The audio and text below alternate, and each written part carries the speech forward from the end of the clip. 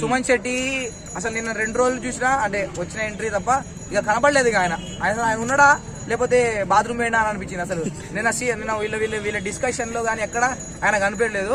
So ఆ భరద్వాజ్ అనే person కనిపించాడు, భరణి సీరియల్ ఆర్టిస్ట్. ఆయన కనిపెట్టేస్తుంది, కావాలని కంటెంట్ క్రియేట్ చేస్తున్నారు ఏంది, అసలు అనవసరంగా కంటెంట్ క్రియేట్ చేస్తున్నారు ఏంది వీళ్ళని చెప్పేసి కనిపెట్టేస్తుంది. అసలు మేము ఇక్కడ సైలెంట్ కూర్చుంటే ఒకడేమో అట్టికాయలు తీసుకొస్తాడు, ఒకటి తినండి అంటాడు, ఒకటి తినొద్దని వాళ్ళే అంటారు, ఒకడు మళ్ళా ఈ రూమ్కి రమ్మంటాడు, ఒకడు వద్దని వాళ్ళు అంటారు. అరే మాకు లేదురా బాబు, మాకు అవసరం లేదురా అని వీళ్ళు అంటారు. మొత్తుకుంటున్నా కూడా వాళ్ళు అనవసరంగా కంటెంట్ క్రియేట్ చేయాలని చూస్తున్నారు.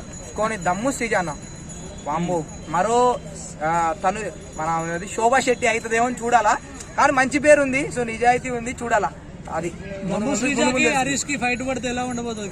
శ్రీజాకి హరీష్ కా ఖచ్చితంగా అవుతుంది, అది ఖచ్చితంగా. ఎందుకంటే 2 రాగుపాములు కొట్టుకుంటే ఏదో ఒక రాద్ధాంతం అయితే అవుతుంది, ఖచ్చితంగా ముందు అవుతుంది, చూడాలా.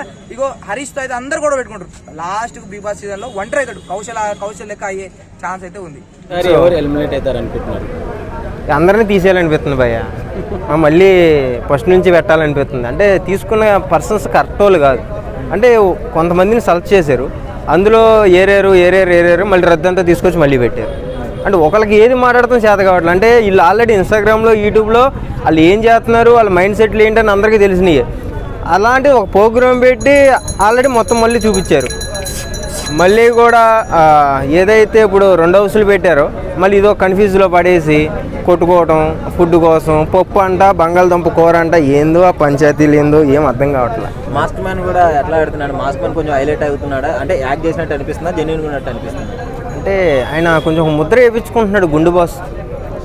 ఒక ముద్ర అయితే 100%గా సీజన్ 9లో ఎవరైనా బెటర్గా ఒక ముద్ర పడుతుందంటే ఆయనకే పడుతుంది. కొంచెం అంటే ఏది మాట్లాడాలన్నా కరెక్ట్గా మాట్లాడుతున్నాడు, ఏది చేయాలన్నా సరే పర్ఫెక్ట్గా చేస్తున్నాడు. ఇది ఆయన ఒక్కడే జెన్యూన్ పర్సన్గా కనపడుతున్నారు. కనమోళ్ళు అందరూ దొద్దొద్దానే.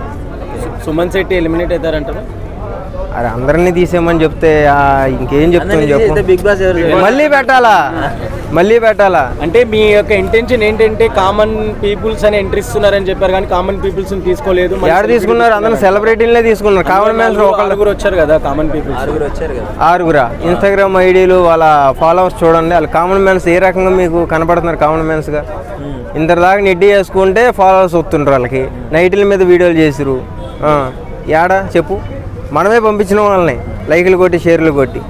అది ఇంకో విషయం, సెలబ్రిటీస్ని కామన్ మ్యాన్స్ని కలిపి షో పెట్టడం వర్కౌట్ అవుద్ది అంటారా ఈ సీజన్? అయ్యిద్దా అంటే 2 హౌసులు పెట్టాడుగా అయ్యిద్ది అంటే 2 హౌసులని అనుకోకూడదు. 2 హౌసులని డిఫరెంట్గా లేవు, ఒక గోడ అడ్డు అంతే. సో అన్నీ 2 పక్కనే. అక్కడేం జరుగుతుంది ఇక్కడేం జరుగుతుంది, ఒక గ్లాసులోంచి కానని వచ్చేద్ది, పెద్ద విషయం కాదు. 2 హౌసులని సీక్రెట్గా ఏం పెట్టలేదు అక్కడ.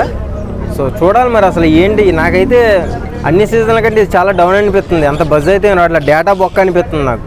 అది ఇప్పుడు ఎవరు వస్తే మంచిది అంటున్నారు, ఇప్పుడు మీకు ఎవరు రావాలని? ఎన్టీఆర్ గారు. ఆయన వస్తే కొంచెం బజ్ వస్తుంది, జనాల్లో వస్తుంది, ఆడియన్స్ అందరూ కూడా కొంచెం అంటే ఆయన మాట్లాడే విధానం కానీ కొంచెం కామెడీ బాగుంటుంది అంతా. కూడా బాగా అయిపోయారు కదా. అరే నాగార్జున గారు చేస్తున్నారు, ఆయన కూడా చేస్తే ఒక 2 గేమ్స్ అన్నా సరే ఈయన వస్తే, మధ్యలో అయినా వస్తే కొంచెం లేచిద్ది సీజన్ 9 అన్నది. లేకపోతే పడుకోవడమే దుప్పటి కప్పి, ఇంకేం ఉండదు ఇక. అది